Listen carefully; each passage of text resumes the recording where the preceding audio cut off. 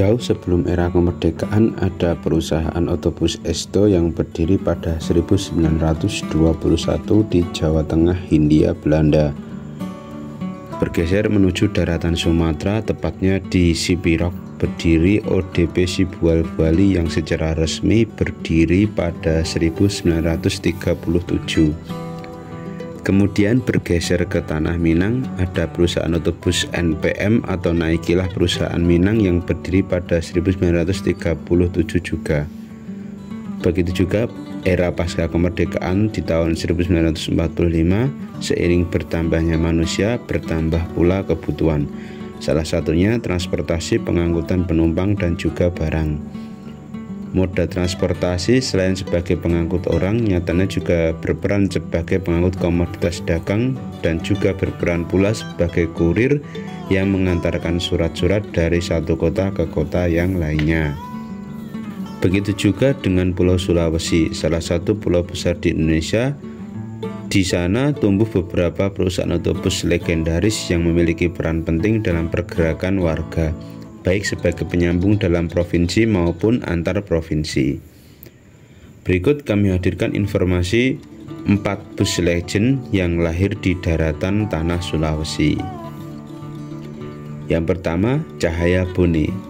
Pelari asal kota Bone, Sulawesi Selatan ini berdiri sejak 1952 di bawah komando Bapak Haji Kala.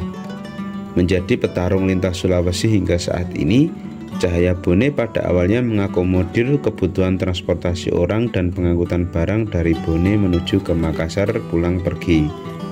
Saat ini rute Cahaya Bone memanjang hingga Parepare, Bulukumba, Palu, dan Wonomulyo Sengkang.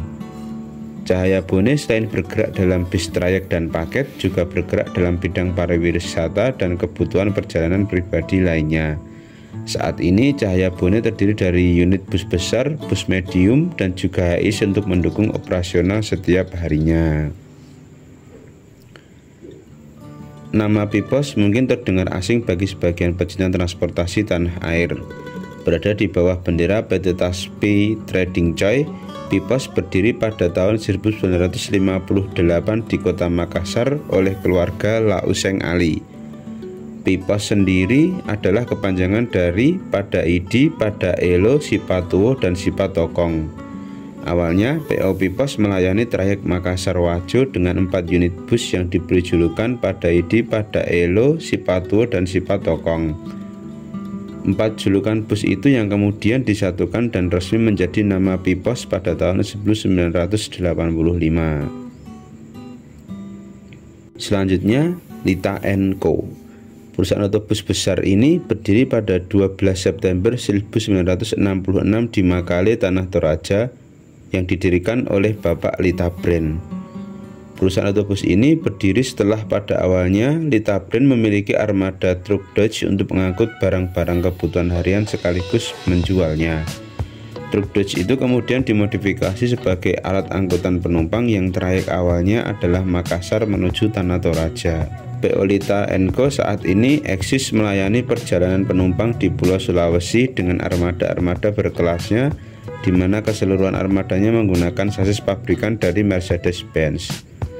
Trayek Lita & Co antara lain adalah Makassar menuju Palopo, Makassar Tanah Toraja, Makassar Rantai Damai, Makassar Mamuju, dan Makassar Lamasi pulang pergi.